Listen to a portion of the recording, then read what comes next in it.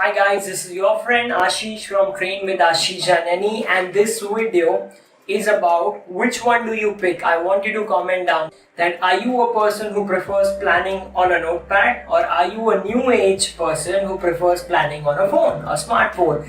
Now there are advantages to both. There are preferences that people have, and I'm going to give you my opinion at the end of it. There's nothing right or wrong, but I want to know which one do you prefer, or what do your friends or people in your team prefer. Alright, and let's see what effects they have on you. So I've got a list for you over here. I'm going to first speak to you about the diary. The biggest advantage of planning on a diary is the science and importance of having a pen in your hand which connects to your fingers, and when you press it, it's like acupressure. It presses on your brain. It's been scientifically proven, which stimulates your brain to think better.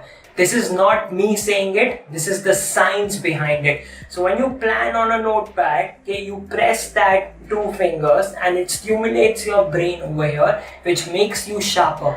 Number two, you literally have no distractions when you are planning on a notepad, because you have nothing else around you. You can flip pages, but you're focused, and having that focus is really important. And number three, by planning, alright, on paper, you have direct access, which is, I believe, faster, because you have everything in front of you in a couple pages, instead of you having to go to multiple places. So this is what it can do if you plan on a notepad. Now remember, these are just the advantages on one side. Let's look at the other side of things. What happens when you plan on a phone? The best part about planning on a phone is that you've got so many resources available, that you can wow yourself the way you can plan. So you can play around with your planning, you can go into details with the applications which are available. That's the biggest advantage, I believe, of a phone. Number two, equally important, are the reminders.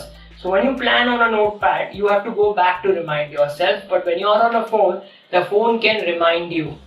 At the same time, it gets too complicated, which is the sad part about using a phone, and you end up getting distracted and using too many applications and flickering around, and you don't have enough focus. You don't have that focus.